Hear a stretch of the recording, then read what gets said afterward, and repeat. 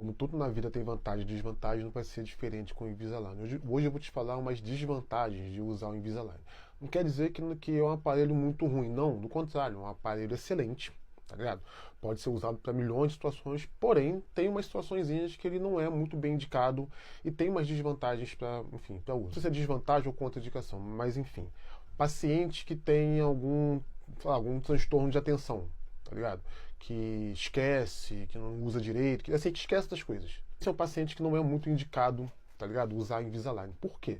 O Invisalign precisa que você use ele pelo menos 22 horas por dia. Ou seja, que você só retire ele para comer. Então não faz sentido nenhum, por exemplo, você colocar o Invisalign hoje, não colocar amanhã, tá ligado? Então você, enfim, você não passa boa parte do tempo. Ele precisa, né? Ele é como eu falo para meus pacientes o seguinte, que ele é uso dependente, né? Ou seja, para ele ter efeito é preciso que você use. Se você não usa, não tem efeito. A de dor é irrelevante. Qualquer movimentação ortodôntica causa dor. Então, independente se for com Invisalign, se for com ortodontia convencional, enfim, qualquer movimentação ortodôntica causa dor. Isso eu não vou nem levar em consideração. Assim, quem dirige bem um Fusca, dirige bem uma BMW. Mas quem não sabe dirigir, não adianta você dar nem um Fusca e nem uma BMW. Então, assim, o Invisalign ele precisa de um bom planejamento. Só trata bem quem planeja bem. Se você não sabe o que está fazendo, não vai ser com o Invisalign que você vai ter bons resultados. Tem um monte de gente que faz Invisalign, né, que fala que é Invisalign Doctor, que fala que trabalha com alinhador, mas não sabe nem o que está fazendo, não sabe nem o básico de ortodontia. Então, assim, nem adianta também. Uma situação que ninguém fala a respeito do alinhador, por exemplo, são aquelas pessoas que têm refluxo gastroesofágico. Essa é uma doença, na verdade, né, do gastrointestinal, que é causada quando os ácidos, né, do estômago eles voltam aqui pelo aparelho digestivo, soltando ácidos. Daí o que acontece? Esses ácidos eles podem acabar ficando depositados na superfície do dente, levando a uma situação chamada erosão ácida. Então imagina, o paciente tem um refluxo gastroesofágico que não foi diagnosticado, por exemplo, e coloca um alinhador ali dentro. Ou seja, você imagina, ele vai ficar tipo como se fosse cozinhando seu dente cheio de ácido dentro de um aparelho. Então, assim, paciente que tem refluxo gastroesofágico é uma contraindicação, pelo menos no meu ver, absoluta a usar alinhador. Pegando gancho nisso aí já também, paciente, por exemplo, que tem bruxismo.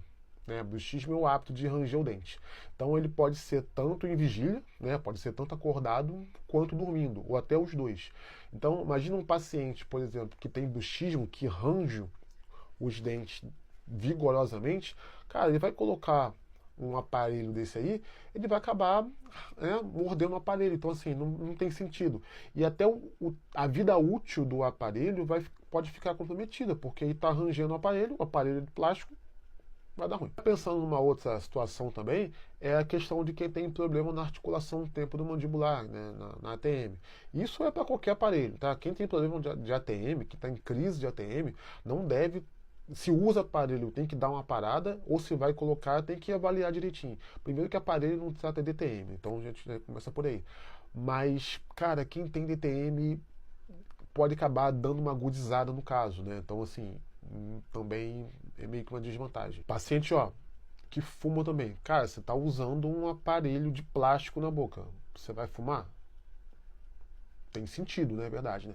Primeiro que fumar já não é indicado, né, para ninguém. Ainda mais, especialmente se você está usando um alinhador, tá com um troço de plástico na boca. Pelo amor de Deus, não seja idiota. Sabe uma coisa que eu estava lendo outro dia também, que quase ninguém fala a respeito disso? Paciente que tem problema respiratório respira pela boca. Na verdade, é uma desvantagem, uma contraindicação relativa. Por exemplo, paciente que é respirador bucal. Normalmente, ele tem, né, a boca mais seca, então ele tem que ter um cuidado muito grande, né, com o biofilme, enfim, com a placa bacteriana que fica na boca. Porque se você não escova o dente e tasca um alinhador para dentro, né, cobre o dente, cara, vai dar ruim. Casos muito difíceis. Tem gente que fala, não, caso muito difícil, eu trato com alinhador que é mais fácil. Não necessariamente. Caso que é difícil tanto com alinhador, tanto com ortodontia convencional. Então, assim, eu na minha prática clínica, casos muito difíceis, aí sou eu, vou falar por mim, eu tenho um controle muito maior quando eu trato com ortodontia fixa. Entendeu? Mas, às vezes, eu adianto uma parte ortodontia fixa, depois eu coloco o alinhador. tento melhorar algumas coisas aí, depois eu parto pro alinhador. Mas casos muito complexos, quer dizer, tem outros colegas que têm já experiência, aí é diferente, mas aí eu vou falar de mim só. Eu prefiro tratar com ortodontia fixa. Entendeu? Mas assim, é um excelente aparelho, tá ligado? Tem milhões de indicações, né? É muito usado, é muito bem indicado hoje em dia. Tem uma tecnologia muito bacana, então vale super a pena. Mas não dá para achar também que tudo são flores. Como falei, tudo na vida tem indicação e contraindicação. As contraindicações ninguém fala. Então eu vim falar aqui, já que às vezes você quer colocar um alinhador, tá achando que tudo vai ser as mil maravilhas, mas você tem que saber desses rolês aí. Não tô aqui para contar mentira para ninguém.